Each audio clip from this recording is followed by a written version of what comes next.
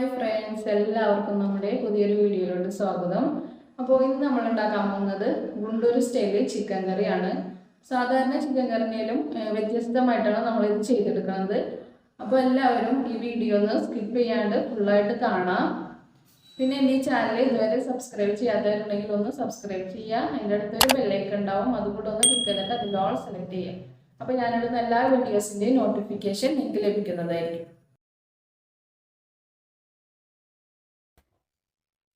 അപ്പോൾ ഞാനിവിടെ ഒരു കിലോ ചിക്കനാണ് എടുത്തേക്കുന്നത്.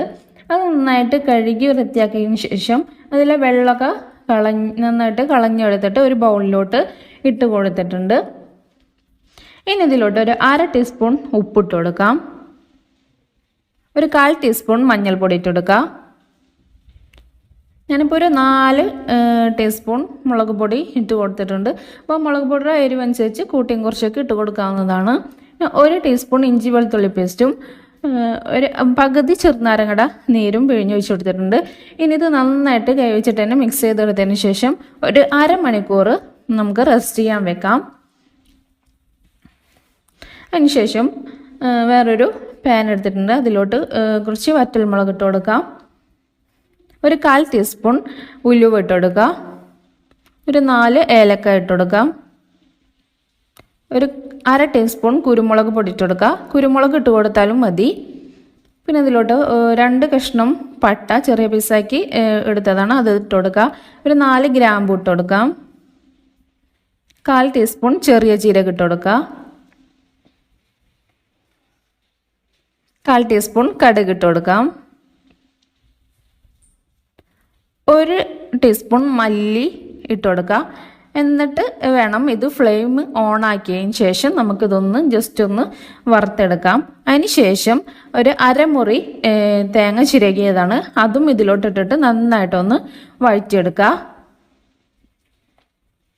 അതിനുശേഷം ഇത് നല്ല പേസ്റ്റ് രൂപത്തിൽ അടിച്ചെടുക്കണം. ഇനിയൊരു പാൻ വെച്ച് കൊടുക്കുക. പാൻ ചൂടായി വരുമ്പോൾ അതിലോട്ട് ഒരു 2 ടേബിൾ സ്പൂൺ വെളിച്ചെണ്ണ ഒഴിച്ച് കൊടുക്കുക. ഞാൻ പിന്നെ ഒരു മീഡിയം സൈസ് സവാള ചെറിയ പീസാക്കി എറിഞ്ഞതാണ്, അതും ഇതിലോട്ട് ഇട്ട് കൊടുക്കുക. എന്നിട്ട് ചെറുതായിട്ടൊന്ന് വഴറ്റിയെടുക്കുക. അതിന് ശേഷം ഇതിലോട്ട് 1/2 ടീസ്പൂൺ ഇഞ്ചി വെളുത്തുള്ളി പേസ്റ്റ് ഇട്ട് കൊടുക്കുക.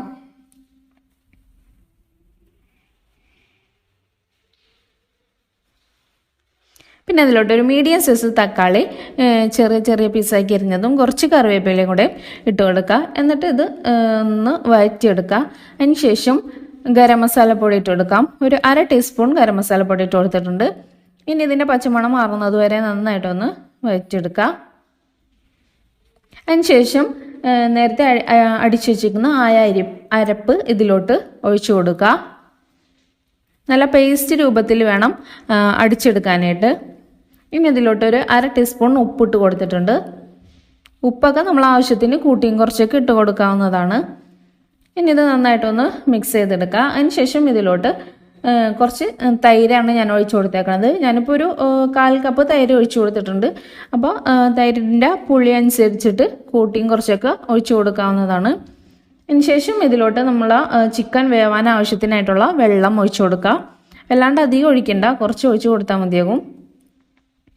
ഇനി ഇത് നന്നായിട്ടൊന്ന് തിളച്ച് വന്നതിന് ശേഷം നമ്മൾ മാഗ്നേറ്റ് ചെയ്ത് വെച്ച ആ ചിക്കൻ ഇതിലോട്ട് ഇട്ട് കൊടുക്കുക. എന്നിട്ട് നന്നായിട്ടൊന്ന് ഇളക്കി കൊടുക്കണം. അതിനുശേഷം ഇത് നന്നായിട്ട് ഒന്ന് തിളച്ച് വന്നതിന് ശേഷം നമുക്കിതൊന്ന് മൂടി വെച്ചിട്ട് വേണം വേവിച്ചെടുക്കാനായിട്ട്. അപ്പോൾ നമ്മൾ മൂടി വെക്കണമെങ്കിലും ഇടയ്ക്കിടയ്ക്കൊന്ന് നമ്മൾ ഇളക്കി കൊടുക്കണം, അല്ലെങ്കിൽ പെട്ടെന്ന് അടി പിടിച്ചു പോകും. അപ്പോൾ നമ്മൾ ഇടയ്ക്കൊന്ന് തുറന്ന് നോക്കിയിട്ട് ഇളക്കി കൊടുക്കാം. അപ്പോൾ നമുക്കിത് വളരെ സിമ്പിളായിട്ട് ചെയ്തെടുക്കാൻ പറ്റുന്ന ഒരു റെസിപ്പിയാണിത്. ഇനി ഇത് നമ്മൾ നന്നായിട്ട് വറ്റി വരുന്നത് വരെ ഇങ്ങനെ ഒന്ന് ഇളക്കി കൊടുക്കണം. അത് നമ്മൾ കൈയെടുക്കാണ്ട് ഇളക്കി കൊടുക്കണ്ട, ഇടയ്ക്കിടയ്ക്കൊന്ന് തുറന്ന് ഇളക്കി കൊടുത്താൽ മതിയാകും. അപ്പോൾ നമ്മൾ ഗുണ്ടൂർ ചിക്കൻ ഇവിടെ റെഡി ആയിട്ടുണ്ട്. വളരെ സിമ്പിളായിട്ട് ചെയ്തെടുക്കാൻ പറ്റുന്ന റെസിപ്പിയാണിത്. അപ്പോൾ എല്ലാവരും ഒന്ന് ട്രൈ ചെയ്ത് നോക്കണം. ലാസ്റ്റിൻ്റെ മുകളിലോട്ട് കുറച്ച് മല്ലിയിലയും കൂടെയും ഇട്ട് കൊടുക്കാം.